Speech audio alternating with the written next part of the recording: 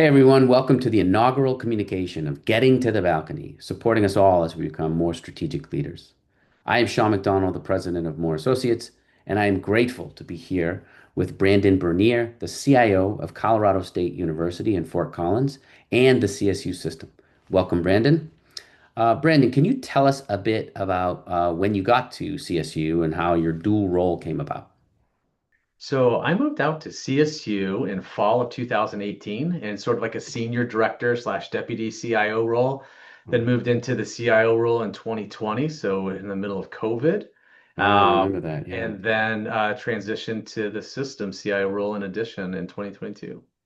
Well, you and I met over 10 years ago, and it's been a privilege to watch you advance in your leadership journey. For context, can you tell us when you first engaged with more? So when I first joined University of Wisconsin-Madison, so I joined as Director of User Services back in 2012, and I showed up and MOR was just part of my onboarding program. So I had an amazing leader that I worked for then, and he said, "We have this leadership development program. We think you'd be really good for it." And they put me into it, and little did I know that it was going to change my career. What it did very early on as I moved into that director role, because it was quite a big step up at the time, is it gave me permission to think differently as a leader so that I wasn't just taking the skill set that I had developed previously and trying to apply them to a higher level.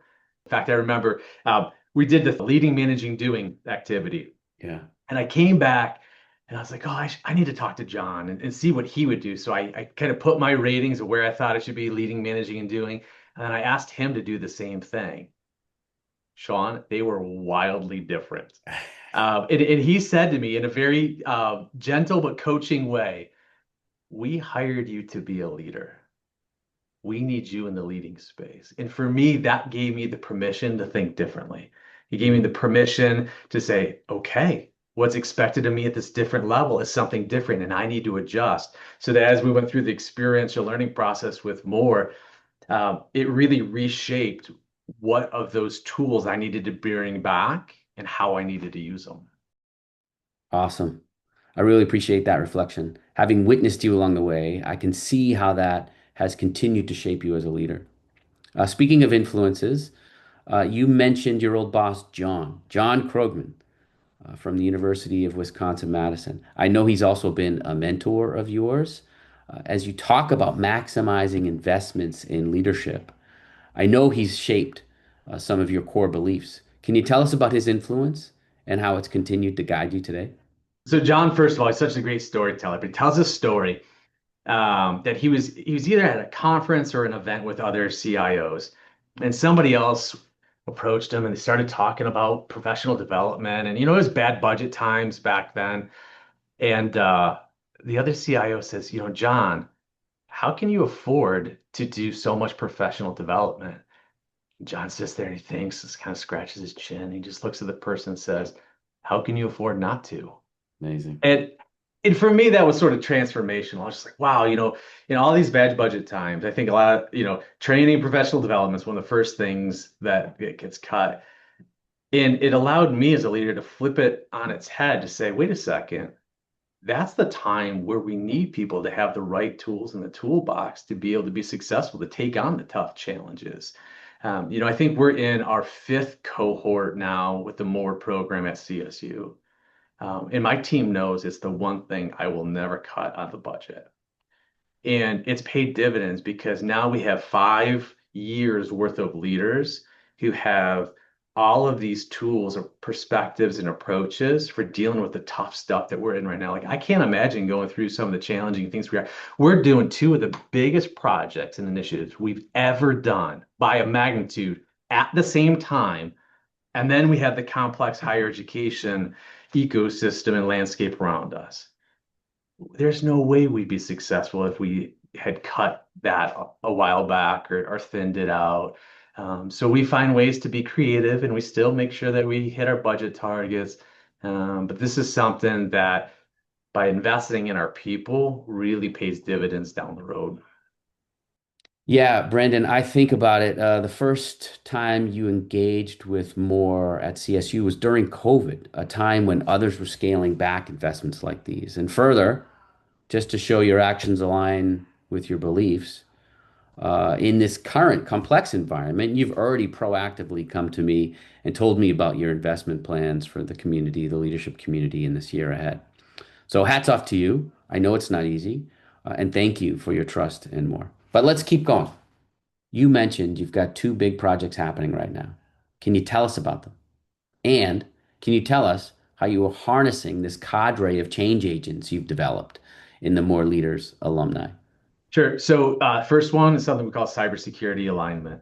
But essentially, we are realigning the distributed IT and division of IT, everything from organizational structures, workflows, processes, policies, really with a cybersecurity focus. So we have 100 people right now working on this project, 50 from distributed, 50 from the division of IT, all working hand in hand. Uh, 34 different sub-projects across 4 different domains. One of the things that's been so important is for us to be able to tap those more alumni to be able to be those project co-leads, to be able to work together, to be able to find that common ground. Because it's not easy when you're going through alignment initiatives. And heck, once we're done with this, we're doing a larger alignment with all the rest of IT, probably starting in March. So what we do right now is setting a foundation for the bigger thing that's going to come. So that's one project. The second project is we're doing the biggest ERP transformation we've done. So we have a huge Workday project, and there's hundreds of folks that are working on that. It's the biggest investment the system has ever made into technology and sort of business transformation. Um, and when we think about the investments that we've made in more, like it's so many of those things that are now getting used. So our deputy director is a more alumni. Our director of ERP is a more alum. And like you can't imagine sort of the payoff of having those folks with those perspectives as you go through, because then they're able to bring like the rest of the campus community and the system community together in different ways that they wouldn't have been able to before. It would have been much more adversarial in the past, and now it's so much more people, relationship, strategic focused. And that's not by accident. Building this cadre of leaders, this capacity in leadership, is clearly part of your vision, part of your strategy. You don't stumble upon this readiness. And so, if we go backwards, what I notice is when you invest in others, it's not something you send people to. You are an active participant in those engagements. You are intentional about the process and long-term alignment.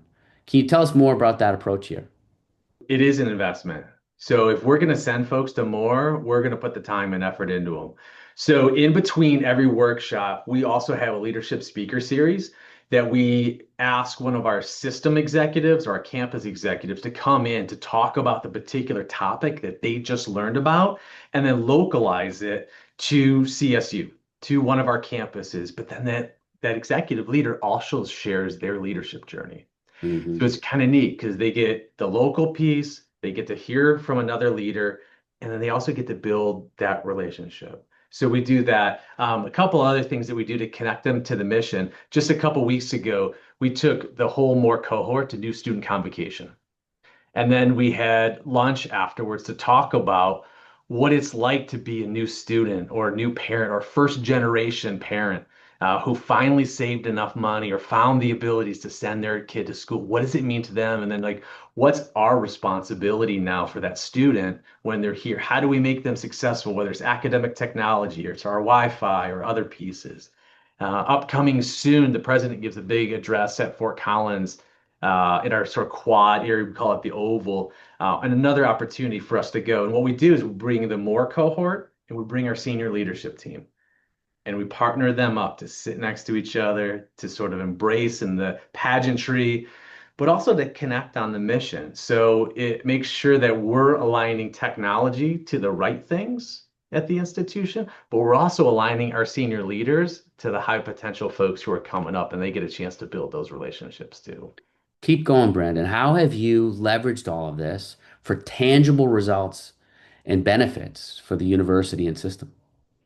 It's allowed us to move from being a more reactive and maybe just operationally focused organization to being a more proactive and strategic one. It's Yeah. allowed us to accomplish so many more things than we ever would have been able to before because it's not just about one or two or maybe just a small handful of folks carrying the weight and being able to do all of the work. Sometimes you see like these senior leadership teams and they go off and they have to do a lot of the work on their own. Boy, this one allows everybody throughout the community to start to engage more, allows us to delegate more, allows us to identify folks for career opportunities so that we're also not always having to do external recruitments where we're casting a net and maybe something comes back. We've shifted much more into a grow your own leader business model where we look at things like who's humble, who's hungry, who's smart, who's gone through some of these different programs. It allows us to identify people to be able to do these big projects. It allows us to work through change management because we've built the relationships between the division of IT and our distributed IT colleagues. Moore's got this great phrase of the answers in the room. Well, 5 years ago, our room wasn't big enough. So we needed to expand the room. So that's when we started to bring lots of different people together, and you get that diverse perspectives, thinking, different backgrounds leads to better goals and outcomes. Powerful. Thank you for sharing that. I got one last question to ask you about. Clearly, this belief in the importance of continuous investment, continuous improvement, has yielded results for you, your institution, and goes far beyond an espoused value that we see on a website or on a sign in a lunchroom. You've shared with us today how you act upon this, how you maximize these investments in leadership. But I also know about you that you model this firsthand and you prioritize your own continued growth. Can you tell us about that? All right, so you know that when after I went through the program, about a year afterwards, I was like, okay, Sean, what's next? Like, how do you connect back in? How do you keep these skills refreshed? Because if you don't use it, it starts to fade a little bit, and you don't want it to just be a professional development experience that had once, and then maybe you occasionally refer to. You want to live this stuff. So when I went through the regular More Leaders program, ended up going through, I think we called it the LDAG, the Leadership Development Advisory Group, and a few other pieces, and then now I still engage in executive coaching with Mark Askren, who has been just such a wonderful mentor and somebody to give fresh perspective. Go back to that phrase, the answers in the room. When you're in a position as a leader, you get put in these different positions that are really difficult. You get put up against things that sometimes there's no great answer. And you need somebody to be able to think that through with. You need somebody to challenge your perspective. You need somebody that you can be honest with and share scenarios that maybe you can't always do on your campus. But you also need somebody who's got that national perspective. And that's where, for me, Mark comes in. Not only was a Mark transformational CIO in his career at Nebraska and other institutions, but now he's got access to seeing what happens at all of these other institutions. So he can bring in perspectives from all these different groups that he's working with, and he can connect me to those CIOs. So I also use Mark as a bridge network. Mm. Mark is, oh, hey, you're talking about this. Let me share this perspective, but hey, let me connect you with this other person. And I think, in higher ed, those networks and the relationships, they're so important and we learn so much from each other. So I encourage my team members to do coaching. In fact, I was just talking this morning about another engagement. I think somebody has a meeting with you maybe later this week to talk about some stuff of where you might be able to come in and help our team. And the leadership development program that you all put on, sort of the classic program, that's just the start of all the different engagements that more can do. And we brought you in to do a number of things that bring in our communities together, the alumni events. Um, you got to keep feeding this, and then it turns out and to have some really good results. Inspiring. Thank you, Brandon. I really appreciate you taking the time, taking us to the balcony to be more strategic leaders, frankly, to be better people. And I'm grateful for this relationship. Thank you again for joining us today. I appreciate you and the whole more crew and all the coaches. You all do amazing work. We're really thankful.